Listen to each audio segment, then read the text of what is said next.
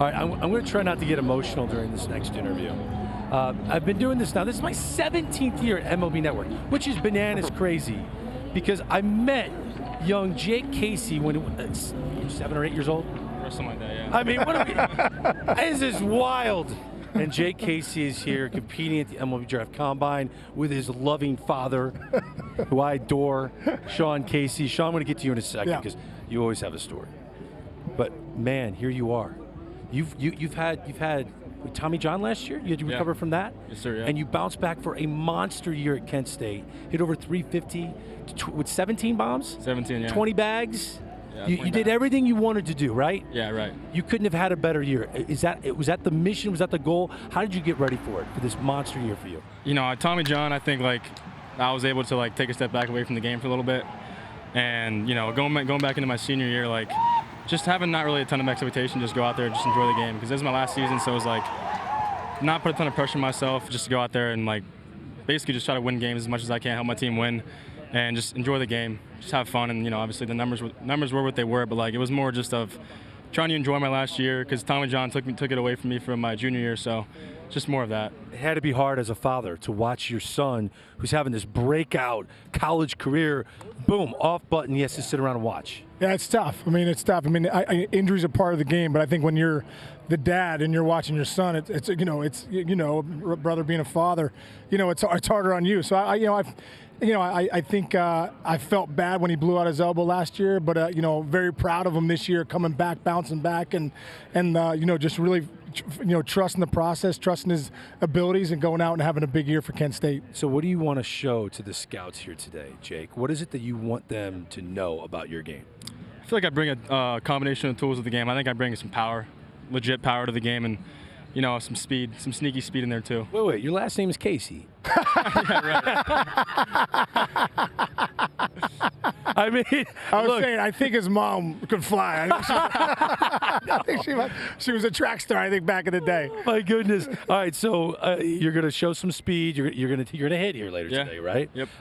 And I've always said, when I watch the Bloodline thing, you guys aren't intimidated by venues like this, are you? You grew up in venues like this. Oh, yeah. I mean, since I was born, I was in the game, just hanging out with my dad in the clubhouse, just doing whatever. Yeah. I don't really remember much, but there's some funny stories of me in the clubhouse being a little kid.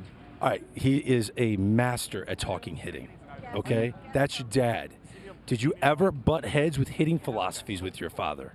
That's a good question. Honestly, no. I think we were always on the same page with stuff. I think, throughout the years, there was a lot of different stuff. We were trying to work to be the best, trying to work to have that perfect swing. But I think now it's more just mentality, talking more approach, talking more how to slow the game down, and that's the game now. Is we obviously talked hitting for God knows how many years, but now it's been more just mentality and approach, all that stuff.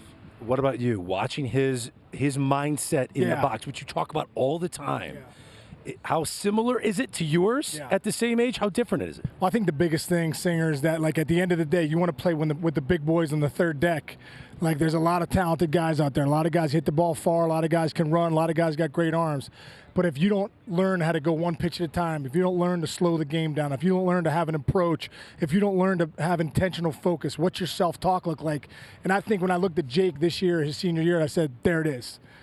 There's a process-oriented mentality. There's a one pitch at a time until 56 games over. And I think, at the end of the day, you want to play pro baseball, you got to have that. So I've been more proud about that, and I think that's why the numbers were what they were this year, because when the process and mentality meets the talent, you start to see a pro player. And clearly you have a great support system in your family. They're at almost every game, and here you have a father who's injured right now. Yeah, right. He's grinding right now. He got on a plane with a completely torn hamstring, and the world knows how he did it. He's a trooper. Oh, here we go. Right there. Well, you know what? Listen, right there, Singer, I tried to hit it into turbo, and exhaust came out.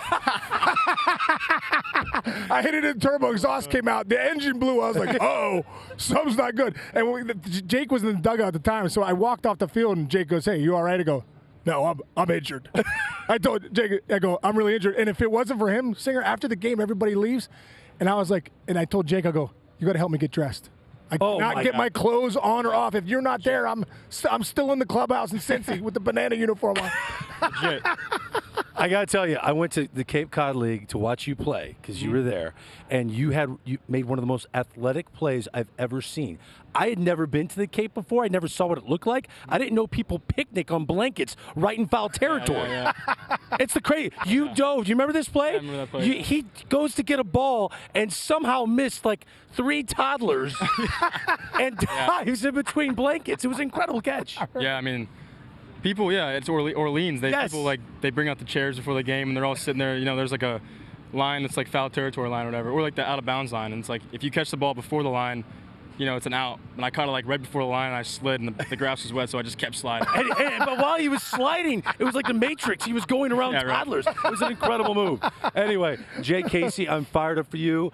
Put on a show, okay? And let's make all these scouts talk. Thank you, right? Jay Casey with us. Oh, yeah, and his dad, Love Sean. You, brother. Love you. The best.